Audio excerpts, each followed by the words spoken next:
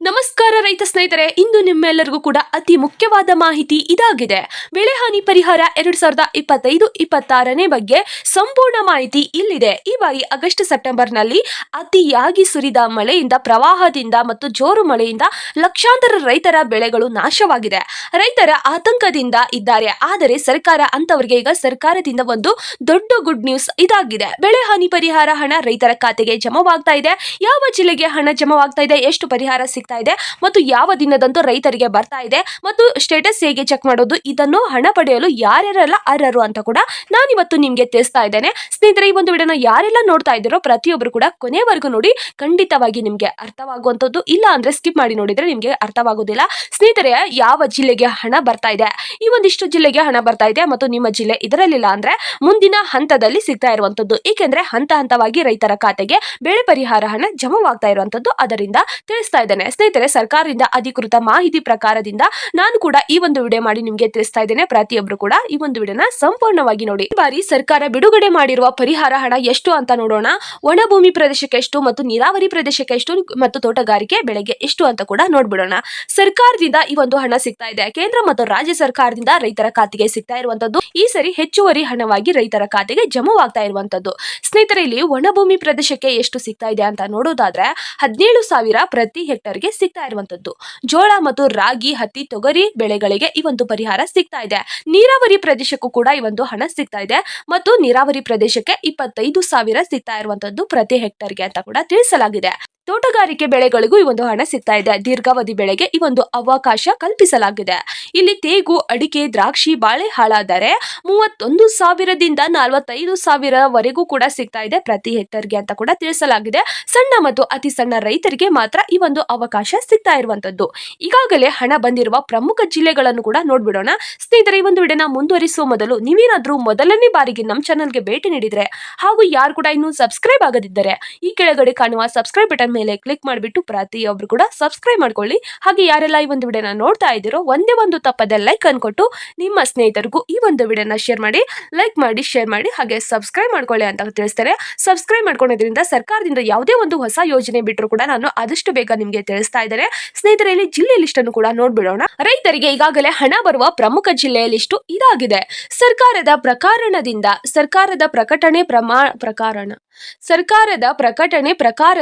ಈಗಾಗಲೇ ಹಣ ಜಿಲ್ಲೆಗೆ ಕೋಟ್ಯಾಂತರ ಹಣ ಜಮವಾಗ್ತಾ ಇದೆ. ಸ್ನೇಹಿತರೆ, ಇಲ್ಲಿ ಕಲಬುರಗಿ ಜಿಲ್ಲೆ, ಧಾರವಾಡ ಜಿಲ್ಲೆ, ವಿಜಯಪುರ ಜಿಲ್ಲೆ ಮತ್ತು ಯಾದಗಿರಿ ಜಿಲ್ಲೆಗೆ, ಕೆಲವು ಭಾಗದಲ್ಲಿ ಮಂಡ್ಯ ಮತ್ತು ಬಾಗಲಕೋಟೆ, ಬೀದರ್, ಗದಗ ಜಿಲ್ಲೆಗೂ ಪಾವತಿ ಕೂಡ ಆಗ್ತಾ ಇದೆ. ಸ್ನೇಹಿತರೆ, ಇಲ್ಲಿ ಕಲಬುರಗಿ ಜಿಲ್ಲೆಗೆ ವಿಶೇಷವಾಗಿ ಹಣ ಜಮವಾಗ್ತಾ ಇದೆ. ಪ್ರತಿಯೊಂದು ಕರ್ನಾಟಕದ ರೈತರಿಗೆ ಈ ಒಂದು ಹಣ ಜಮವಾಗ್ತಾ ಇರುವಂತದ್ದು. ಆದ್ರೆ ಇಲ್ಲಿ ಮೊದಲನೇ ಹಂತದಲ್ಲಿ ಇಷ್ಟು ಜಿಲ್ಲೆಗೆ ಸಿಗ್ತಾ ಇದೆ.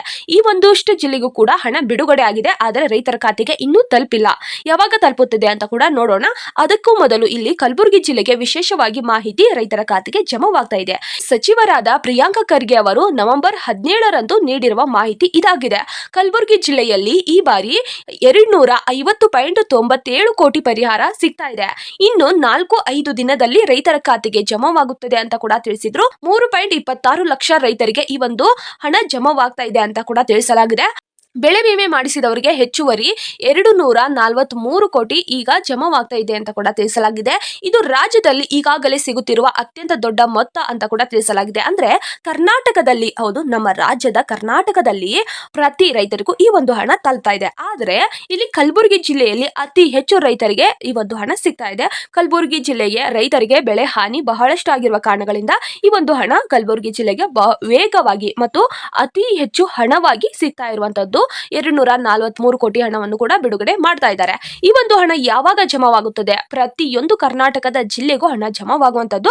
ಆದ್ರೆ ಇವಾಗ ನಾ ಹೇಳಿದೆ ಅಲ್ವಾ, ಈ ಒಂದು ಜಿಲ್ಲೆಗಳಿಗೆ ಯಾವಾಗ ಹಣ ಜಮವಾಗ್ತಾ ಇದೆ ಅಂತ ನೋಡೋದಾದ್ರೆ ಇಲ್ಲಿ ಸರ್ಕಾರದ ಅಧಿಕೃತ ವೇಳಾಪಟ್ಟಿ ಇದಾಗಿದೆ.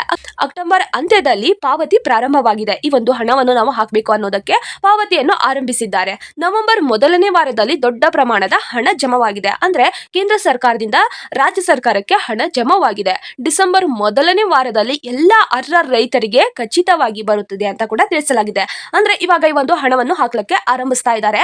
ಈ ಒಂದು ಹಣವು ರೈತರ ಖಾತೆಗೆ ಡಿಸೆಂಬರ್ ಮೊದಲನೇ ವಾರದ ಒಳಗೆ ರೈತರ ಖಾತೆಗೆ ಬರುತ್ತದೆ ಅಂತ ಕೂಡ ತಿಳಿಸಲಾಗಿದೆ. ಇಷ್ಟು ಜಿಲ್ಲೆಯವರಿಗೆ, ಹೌದು ಈಗ ಹೇಳಿದೇನಲ್ವಾ, ಅಷ್ಟು ಜಿಲ್ಲೆಯವರಿಗೆ ಡಿಸೆಂಬರ್ ಮೊದಲನೇ ವಾರದಲ್ಲಿ ರೈತರ ಖಾತೆಗೆ ಜಮವಾಗುತ್ತದೆ. ಆದರೆ ಈ ಒಂದು ಹಣವು ರೈತರ ಜಿಲ್ಲೆಗೆ ಬಂದಿದೆ ಅಂತ ಕೂಡ ತಿಳಿಸಲಾಗಿದೆ. ಬಂದ ಬಳಿಕ ತಾಲೂಕಿಗೆ ಬಂದು ಗ್ರಾಮಕ್ಕೆ ಬರಬೇಕಾಗಿದೆ.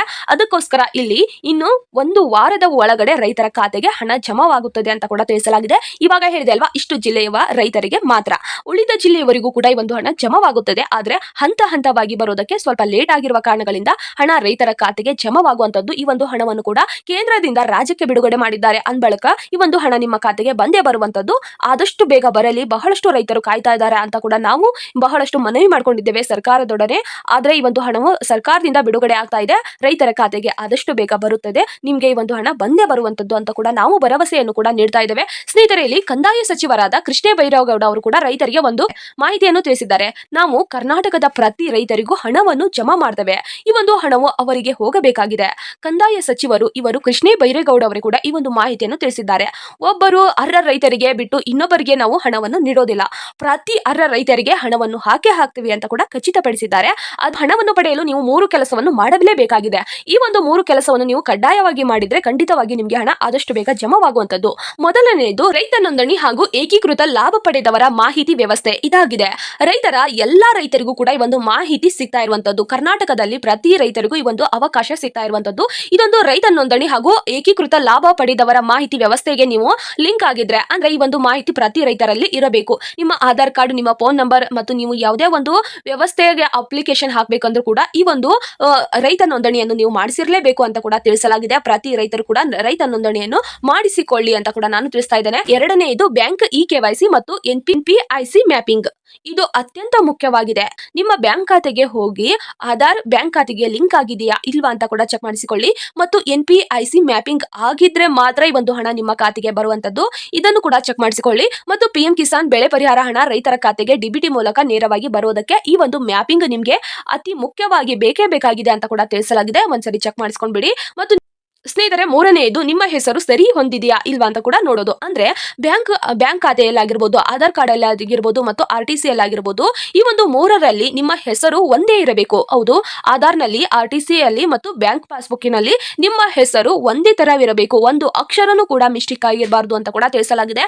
ಒಂದು ಅಕ್ಷರ ಏನಾದ್ರೂ ನಿಮ್ದು ಮಿಸ್ಟೇಕ್ ಆಗಿದ್ರೆ ಈ ಒಂದು ಹಣ ನಿಮ್ಗೆ ಯಾವುದೇ ಕಾರಣಕ್ಕೂ ಬರೋದಿಲ್ಲ. ಅದಕ್ಕೋಸ್ಕರ ಪ್ರತಿಯೊಬ್ರು ಕೂಡ ಯಾವುದೇ ಒಂದು ತಪ್ಪು ಮಾಡಬೇಡಿ. ಈ ಒಂದು ಹಣವನ್ನು ನೀವು ಪಡೆಯೋದಕ್ಕೆ ಈ ಒಂದಿಷ್ಟು ಕೆಲಸವನ್ನು ಕಡ್ಡಾಯವಾಗಿ ಮಾಡಿದರೆ ನಿಮ್ಗೆ ಹಣ ಆದಷ್ಟು ಬೇಗ ಬರುತ್ತದೆ.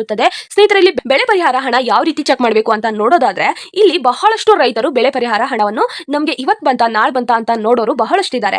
ಅಂತವ್ರಿಗೆ ಇಲ್ಲಿ ಸರ್ಕಾರದಿಂದ ನಿಮ್ಮ ಹಣವನ್ನು ನೀವೇ ಚೆಕ್ ಮಾಡ್ಕೋಬಹುದು. ನಿಮ್ಮ ಮೊಬೈಲ್ ನಲ್ಲಿ ಕ್ರೋಮ್ ಆಪ್ ಅಥವಾ ಗೂಗಲ್ ಆಪ್ ಇರುತ್ತಲ್ವಾ, ಅಲ್ಲಿ ಹೋಗಿ ಪರಿಹಾರ ಕರ್ನಾಟಕ ಗೌರ್ಮೆಂಟ್ ಇನ್ ಎನ್ನುವ ಒಂದು ವೆಬ್ಸೈಟ್ ಲಿಂಕ್ ಅನ್ನು ಸರ್ಚ್ ಮಾಡಬೇಕು. ಆ ಒಂದು ಪರಿಹಾರ ಕರ್ನಾಟಕ ಗೌರ್ಮೆಂಟ್ ಇನ್ ಎನ್ನುವ ಒಂದು ವೆಬ್ಸೈಟ್ ಲಿಂಕ್ ನಿಮ್ಗೆ ಕಾಣಿಸುತ್ತದೆ. ಅದನ್ನು ಕ್ಲಿಕ್ ಮಾಡಿದ್ರೆ ನಿಮ್ಗೆ ನಿಮ್ಮ ತಾಲೂಕು ಯಾವುದು, ನಿಮ್ಮ ಜಿಲ್ಲೆ ಯಾವುದು, ನಿಮ್ಮ ಗ್ರಾಮ ಯಾವುದು ಅಂತ ತೋರಿಸುತ್ತದೆ. ಅದನ್ನು ನೀವು ನಿಮ್ಮ ಜಿಲ್ಲೆ ಮತ್ತು ನಿಮ್ಮ ತಾಲೂಕು, ನಿಮ್ಮ ಗ್ರಾಮ ಯಾವುದು ಅಂತ ಕೂಡ ಅಲ್ಲಿ ಸಬ್ಮಿಟ್ ಮಾಡಬೇಕಾಗುತ್ತದೆ.